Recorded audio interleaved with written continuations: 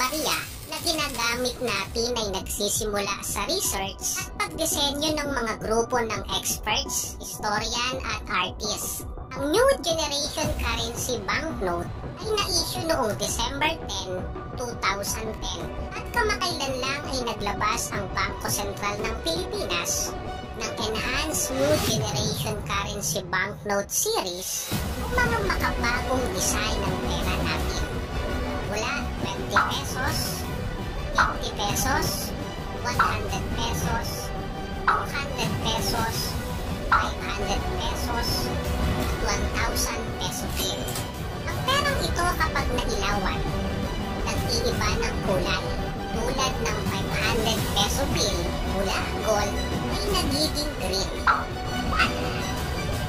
papel na pera ay ginagawa gamit ang espesyal na papel na hinaluan ng 80% na cotton, 20% na abaka.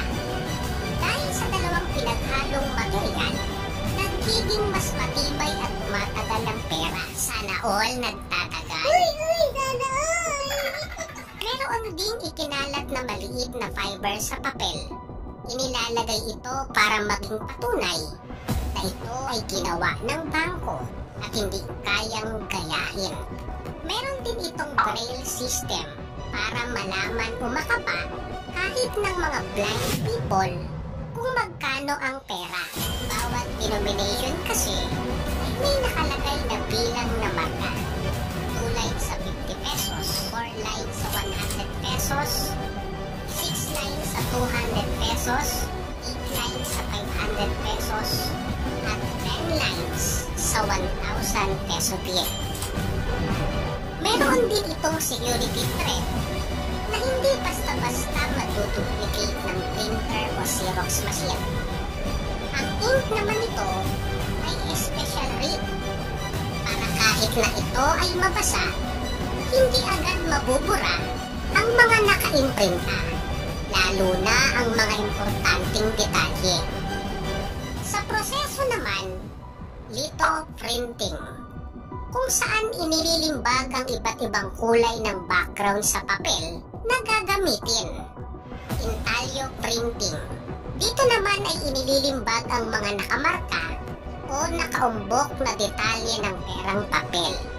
Sheet inspection, dito tinitignan ang mga natapos na nalimbag kung ito ba ay may mali o may defect. Numbering, inilalagay dito ang serial number ng bawat pera na natapos na. Double checking, pagtingin muli sa mga nailimbag na pera kung 100% na tama at ang huli ay finishing, na kung saan ay hahatiin na ang mga ito ayon sa hugis at pagkatapos ay bibilangin at ibabalot na. Ang perang papel na nailimbag bago ang 2010, meron pa bang halaga? Kung ikaw ay mahalaga sa akin, kasoksay, ang mga perang papel na ginawa bago ang 2010 ay wala ng halaga. Ang barya naman ay gawa sa tanso at nikel. Ang 5 piso at mga sentimo ay may halo namang zinc, kaya may ibang kulay ito. Pero ang NGC Coin Series na inilabas ng BSP, inilarawan nila itong mukhang metallic silver. Pero ito ay gawa mula sa durable nickel-plated steel na may magandang itsura at hindi basta-basta naluluma at hindi madaling masira. Sa kasalukuyan, ayon daw sa pag-aaral, dahil na rin sa banta ng COVID-19, maaaring maipasa ang virus sa pamamagitan ng pera. Pwede safe tayo, kasoksay. Alaws tayo, pera. Kidding aside po, magugas tayo ng kamay pagkatapos umawak ng pera at sundin ang protocols ukol dito. Napakaraming proseso ng ating mga pera bago ito mapasa ating kamay. Gaya ng proseso kung paano natin ito nakukuha sa bawat kayod at sipag sa pagtatrabaho. Halos ang iba nito ay magkakulay na. Madalas ay nagkakalituhan dahil halos magkamukha kahit nakatupi pa yan o kung saan man kahit anong kulay pa niyan. Siguradong matanglawin, kukunin mo yan.